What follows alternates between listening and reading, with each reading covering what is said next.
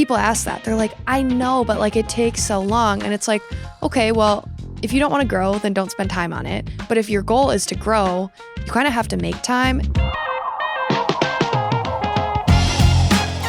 What's up, everyone? Welcome back to another episode of the Screw It, Let's Do This podcast. I'm Therese. And I'm Shelby. And when we were brainstorming today's topic, I honestly was thinking about like what's going on with my business and like some of the things that I feel like Shelby is doing a lot with her business, what we're both doing. And I was thinking social media stuff. Mm-hmm. So as like the store has been open for me for a month, I'm just starting to get off of Instagram, or at least attempt, because that's where like all my time goes. You know, I mean, like how much time do you think you spend a day on social media? A lot. Hours. A lot. Yeah. But I love it. You don't like it. I know.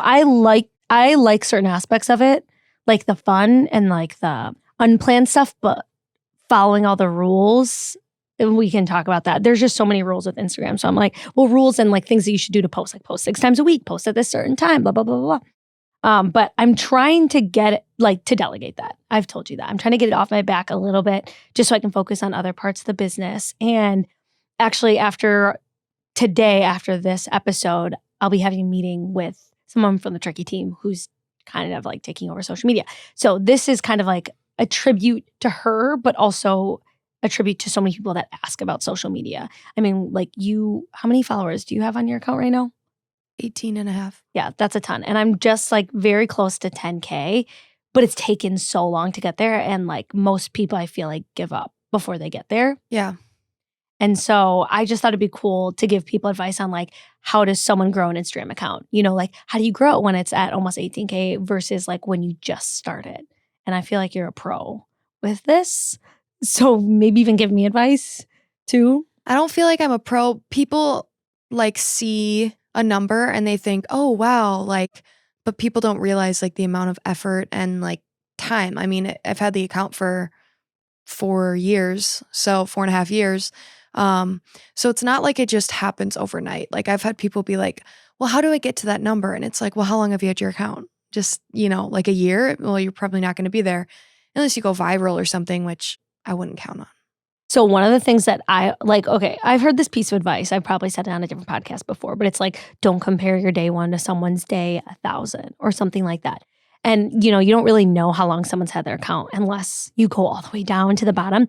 But one thing I do, and I don't know if like other people do this or if it's just me, but like I'll look at how many followers they have versus how many posts they do. And I'll do like a quick math equation. Like, okay, they have 100,000 followers, but they've done 1,000 posts. Okay, that's, what is it? Basically on average, 100 followers gained per post or whatever. I'm like, not that like you're gaining 100 followers per post, but like some you'll gain 500, some you'll gain 3 and whatnot. And so that's when I'm like, oh, the people that have like a ton of people following their account are really only gaining like, between like 25 and 100 per post. So it's like kind of, I mean, it's a mix of like a long game of just posting. That's the way I look at it, at least. It's like unless I have X amount of posts, how can I expect to have this many, people following? When I stumbled or was told about your account 3 years ago before I met you, I remember going to your account. I was like, oh my gosh, this girl has 4,000 followers. I had like 1. I'm like, oh my gosh, this girl is like famous. Like, this is amazing. And I was always curious, like, how did you get there? And I would like for you to tell us all about your social media story, like kind of how you got into growing your account. And so can we start there? Yeah. Well, first off, it feels weird because like you're like looking at me like I have this huge account, like comparably. It's not that big. Yeah. But I mean, it's always like if you have like a couple hundred or 1,000, you look at my account and think it's huge, but like it's always where you're at. There's always someone bigger. So I don't think people should be like, oh my gosh, like this is the key. Like you kind of have to find what works for you because there's always going to be a bigger account, something else you're looking forward to. So, but my social media like experience, I guess, I've always enjoyed it since, I mean, when Instagram came out, like, I don't know, in middle school, posting those ugly pictures of just random things. And this was back before like influencers and things. It's just weird to think about that like kids now, like they only know that. Like that wasn't a thing when we were like in middle school age, even high school age. I don't feel like influencers and I don't know. I'd be curious to look back and see when that is. I feel like YouTubers were definitely... YouTubers, I think, came first and then kind of like took that over. But yeah, so I've always just enjoyed like the social media aspect. I'm not really afraid to like share my personal life or like share myself online. So that definitely helps because I think in order to grow, like you really need to like show yourself. And so I always enjoyed it. And then I got my first like real person job out of college, not like an internship or anything. And I was doing a lot.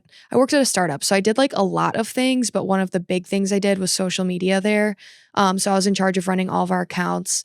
And we had like a woman who worked in California and did consulting. And so she was like consulting with us, and I worked directly with her. And she had like 20 years of experience and was like super high up and worked with all these huge brands. And she gave me a ton of advice and help. So that was really cool to learn from her.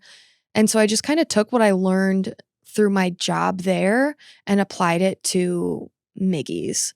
And one thing that I always try to think about is like, if I was a viewer, would I be interested by this account?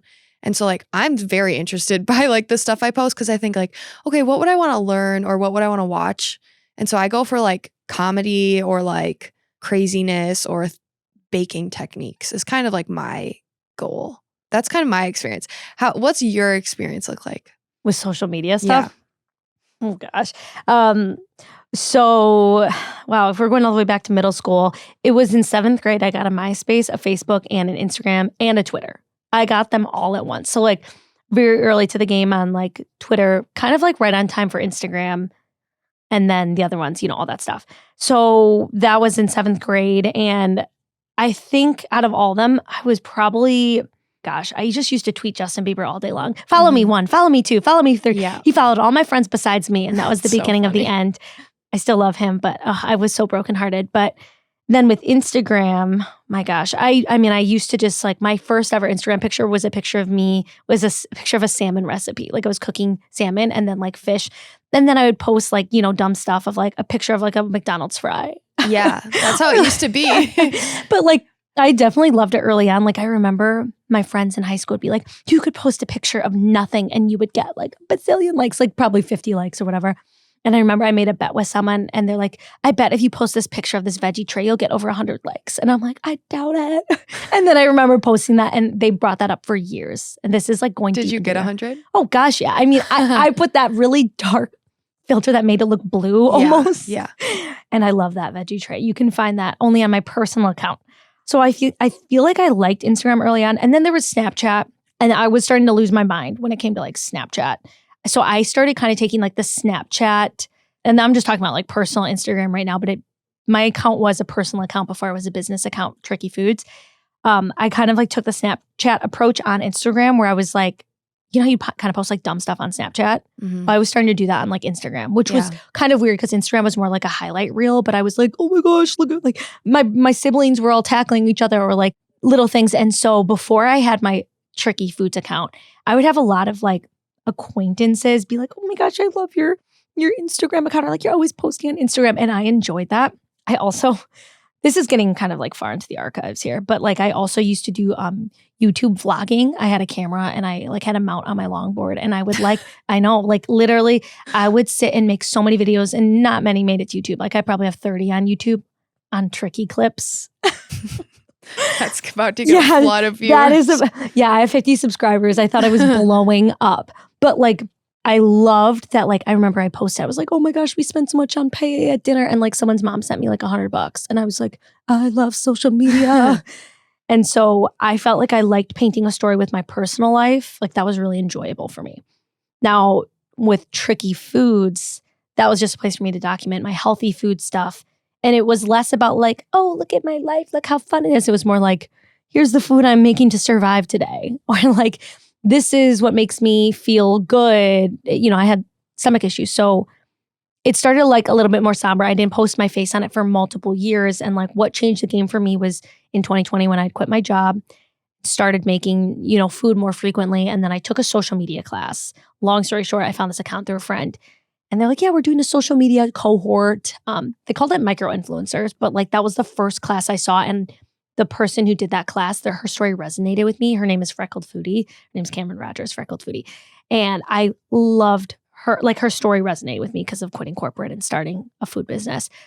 So I took the class and like I really was like all in it. They're like, okay, gave us 4 modules and they're like, okay, make sure to update your profile with all this relevant information. Then it got into like posting strategy and then like, post 6 times a week or show your face. That was the biggest like thing I took away was they're like, show your face and have your profile picture your face. So like it wasn't until 2 weeks ago, the Tricky Foods picture was my face. But now like the thing is this, for me, where it gets difficult is my strategy is changing because like I don't want to be all about like Therese on like this business page. Like I don't want people to expect that like I'm always at the store, I'm always at all these events. And so like I now have the winky face.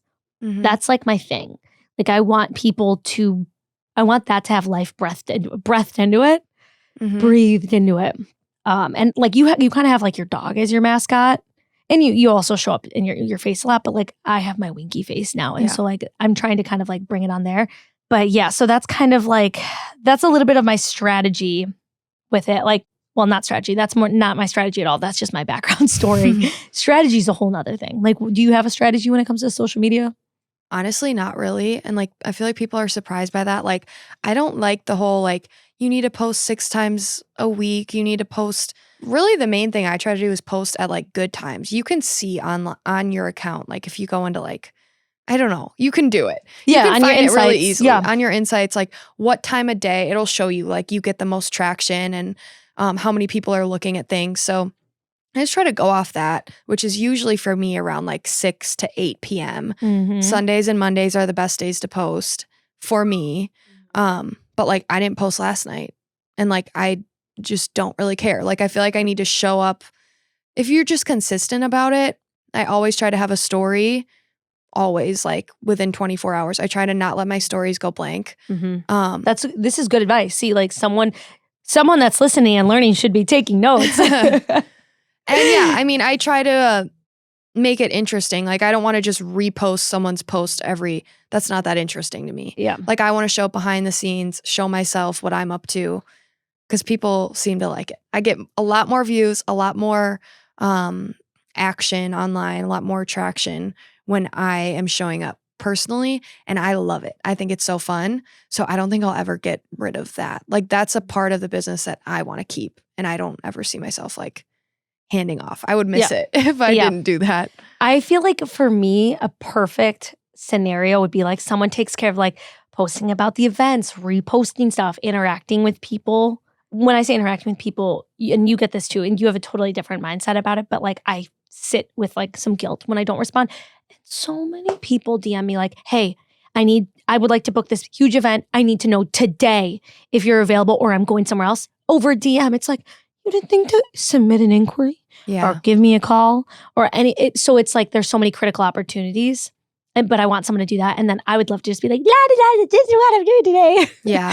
I love that. See, I love that. But when it became work, when I was like dealing with inquiries and I was like screenshotting and following up, it was like, I didn't know how to like, the pressure was always on for me. But that's just like a personality trait I think I have. And I'm working to cope with by giving off like that task to someone else. Yeah. If you guys struggle with that, like we both do, we get so many people sending, can I get a cake for 2 days from now over DM, and you get inquiries over. I just have a line I might have actually taken it out when I added the address. I don't know, but I have a thing like, we don't take orders over DM, send us an email. So like, I don't feel guilt. I don't feel any type of way. If you interact with people, you get more back. I struggle with that because I get so many people that like, I just don't really care. Like I can't keep up with them all the time. So I do my best and that's what it is. Yeah. I know. I remember at the beginning of time, like the advice I got from this class I took was like respond to every DM and respond within seconds and make this person feel like they're the only person in the world. That was my sales strategy. And like, I'd interact with people, have 10 messages back and forth about their kids. And I'd be doing that with hundreds of people in a day. And then they'd be like, well, thanks so much for your advice. By the way, I have an event. I just ordered a board from, and that was my sales strategy. I like such a salesperson. I know if I just like kind of play around with these people, the sale will be closed. And so that's like where my mind used to always be at. But I also think why I love responding, or like I felt like I needed to always respond, is because I remember messaging, like me as a consumer would message people and I'd be like, oh, they don't want to message me back. I guess they don't want a sale. And so like I would feel that way towards other people, even though then I'd be like, oh, they say no DMs, like DM ordering. So that would be like more of like a consumer FYI, like to always submit inquiries online because like DMs are not Yeah, reliable. DMs aren't reliable. And they get so lost. Like, it's oh easy my to lose track of them. gosh. Yeah. Accidentally open one and then you forget and you don't, happens more than people think. Yeah, that's a tough one. But yeah, the whole like what you said about posting at certain times, like that is super huge. And like, especially with accounts like, ours or people that have been trying for a while and they're like, why is it not working? Like, I used to look at my insights daily. I haven't looked at them in probably a year because I'm like, I don't even know. Besides the times, what other stuff do you think is helpful in your insights? So this isn't so much, I think insights are good. But like I don't spend super like all my time on them. I think the main thing that I use, and this could definitely be wrong. Like I'm not a social media strategist for my job. It's not my job. For me personally, what I like to use is like seeing the times a day. And then I also think it's interesting to see like who's viewing your stuff. So like 80% female and 20% male. And like you can also see the cities and like where they're from and the percentage of what cities viewing. It's kind of interesting. So if you haven't checked them out, you should. But I think just another big point that it's taken me a little bit, and I definitely feel like I've gotten better at it, is like have like a reason for posting. I used to just post because I was like, oh, I need to get a post up today, so I'm just going to post these cookies. And like, it's fine. Like it adds to my page, but like, do I really have a reason for it? Like, no, it was just to make a post. I think every post needs to have like a call to action, a call to action for sure on every post, but also like, don't just post because you feel like you have to. Like have a reason behind why you're doing it, because I think like people can tell when it's just a thrown up post.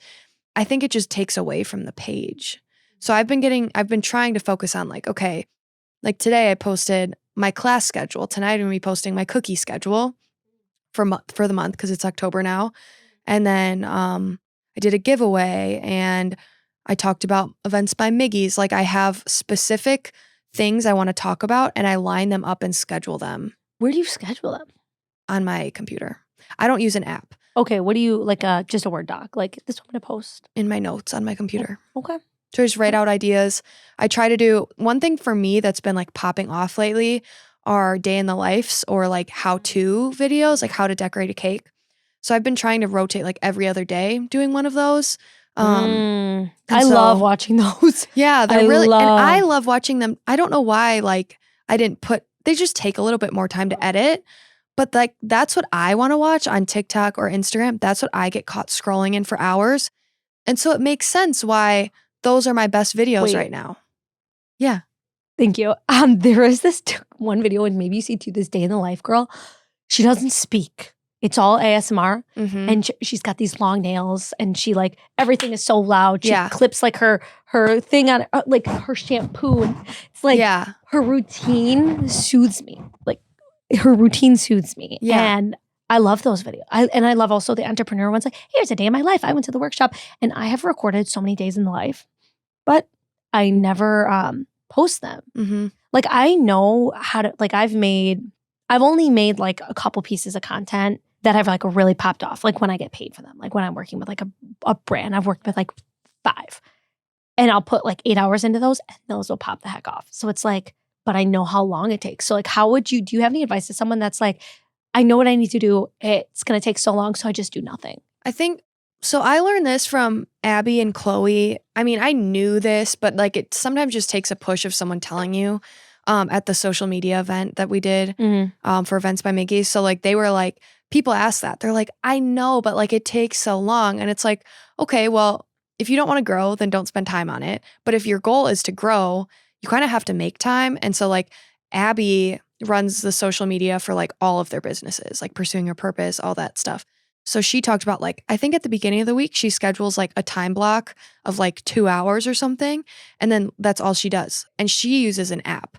So if you're worried about, getting things done on time or whatever, using an app and scheduling it ahead of time so you don't need to be on your phone at 6 p.m. or 7 p.m., That doesn't bother me because I'm already on my phone. But yeah, Chloe so said that too. using an app, but also, yeah, spending time and getting all of your content done in like one for the week and one section of the day. Yeah. That helps people when they feel overwhelmed and feeling like, oh, I don't have enough time. Mm-hmm.